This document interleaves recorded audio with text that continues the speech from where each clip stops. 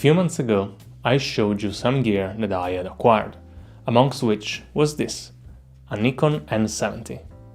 What I did not know is that N70 is the US name, while in the rest of the world it is known as F70. Now, how an American version ended up here in Italy, well, I have no idea.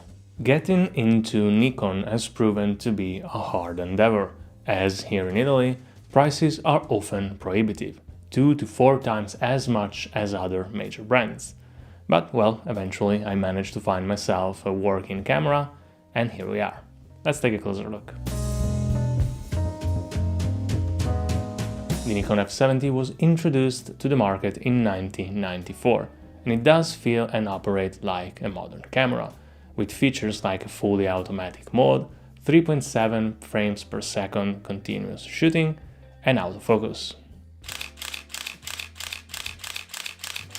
Talking about autofocus, it uses the so-called screw drive system, where the motor is not in the lens but in the camera, and the two are coupled with, well, a screw.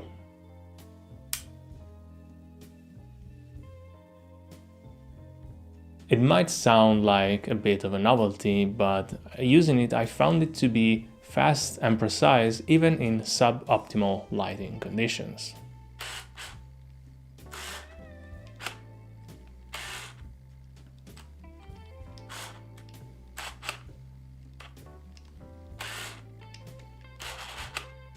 The body is mostly made of plastic with a metal mount. It weighs around 570 grams and it measures 150 by 105 by 70 millimeters, and it has a built-in flash.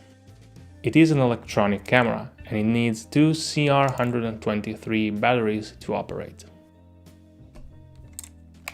On the top there are a screen and the control buttons to change the parameters and functions. A scroll wheel and the auto exposure lock button are on the backside between the screen and the thumb rest. The viewfinder is bright and easy to read with a small display on the bottom, but it doesn't have a split prism.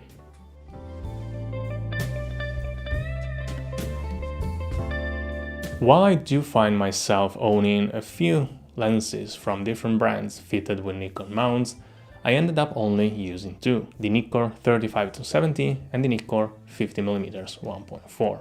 Two very different lenses. One is an affordable zoom that was probably sold as kit with the camera, and the other a somewhat premium and much older fast prime.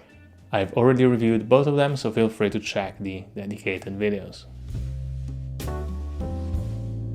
Kodak Color Plus 200 is probably the most basic film stock you can get, and because of that it is often disregarded, but I disagree. It produces warm tones, it has plenty of latitude, and while the grain is not the finest, it doesn't lack in detail. Well, enough talking, let me show you the pictures I took.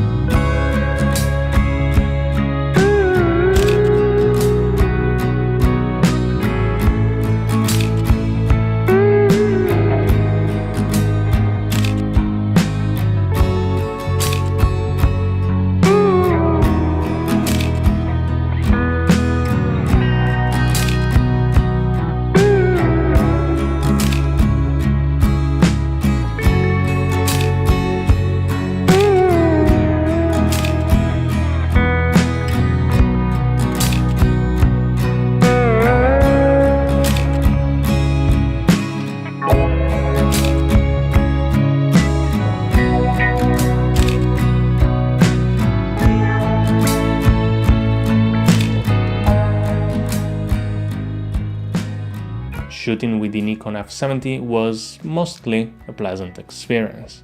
It has a familiar form factor, the automatic features are precise, but there are a few things that I don't like.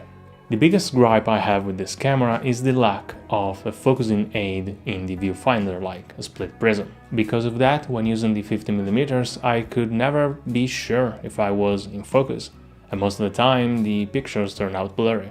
The second issue is that the exposure indicator doesn't really work. The little arrows keep dancing around without giving confirmation, ever.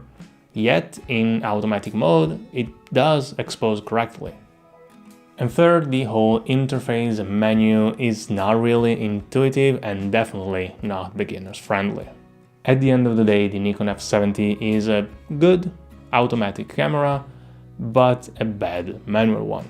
So that leads us to the question, should I keep it or should I instead just use my Canon point and shoot?